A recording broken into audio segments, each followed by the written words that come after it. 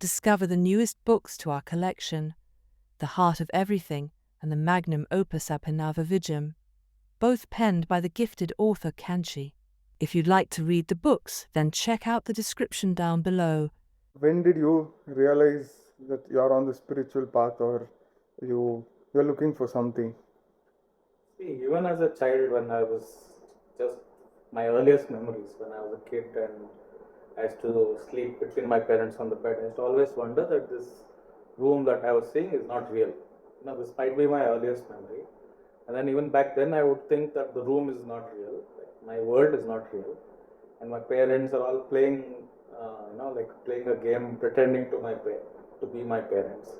My grandparents are pretending to be this thing, and I always thought the world around me there is a veil or there is a thin screen, and I can somehow pierce it and I will see the reality. So I always felt that the perceived reality around me is always fake, and I never really believed that I'm living in a real world. I always felt it is some kind of a simulation.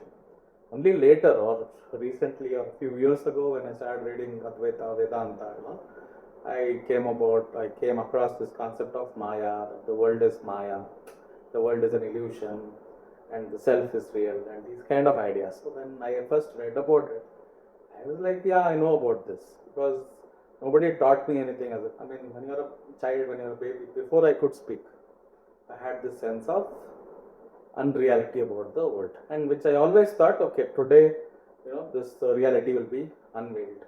Today I will see the reality, I will see the truth as it is. So it was not so much like when I got on the path. I've always been like this. I've always been interested in understanding myself. I've always been interested in discovering, when I started reading about the Shastras, they're speaking about like Atman, Brahman, that Tattvamasi, you are the self, you are the art, that, and all that. So all these ideas, when I started reading, I was like, this was going on in my head for a very long time. So this sense of trying to understand myself, the sense that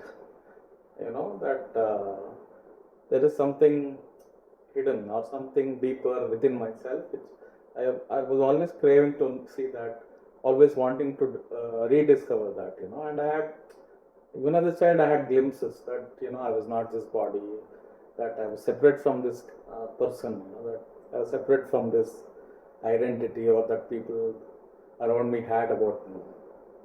So yeah, I think it was never like one moment where I felt I'm spiritual or something like that. I always felt that beyond this material body and the material world, there was always something deeper.